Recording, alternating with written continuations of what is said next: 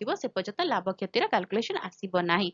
तेणु प्रथमे आसे कि आमे गोटे जिंस को जेते बेले किणिले आउ ताकू आमे बिकिले बा निजे तयारी कले किछि जिंस लगे कि तार तयारी करिवार जो मूल्यटा ता सहित बिक्री करिवार जो मूल्य अछि ताकू नेकी ही डिसाइड करा जे लाभ क्षति। ता माने गोटे वस्तुर जो मूल्यटा थाए सेही मूल्य ता सहित ता बिक्री हला पर जो मूल्यटी आसे ताकू नेकी ही बाहरे लाभ आउ क्षति बुझी हला।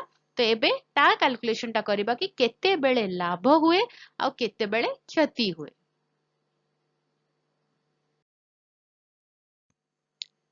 क्रय मूल्य कहिले वस्तुटे तयारी हबा पाई जहा जहा दरकार पड़े और तापरे जो मूल्यटी बाहरे बा मिटर गोटे वस्तुटाକୁ କିଣନ୍ତି ସେତେବେଳେ ତାର जो क्रय मूल्यटी थाए सेटा होची किଣିବା मूल्य को कहती क्रय मूल्य बा से वस्तुर एक्चुअल प्राइस जोटाକୁ कुहाଯାଏ इंग्लिश रे कॉस्ट प्राइस।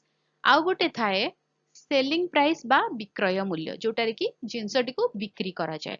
जदि विक्रय मूल्य और क्रय मूल्य भितरे विक्रय मूल्य अधिका हुए ता माने सेलिंग प्राइस कॉस्ट प्राइस टू अधिका आसे ताहा हेले आसे लाभ बा प्रॉफिट बुझी हैला। जदि कॉस्ट प्राइस सेलिंग प्राइस ठारू क्षुद्र हुए ताहा हेले जायकी हुए लाभ।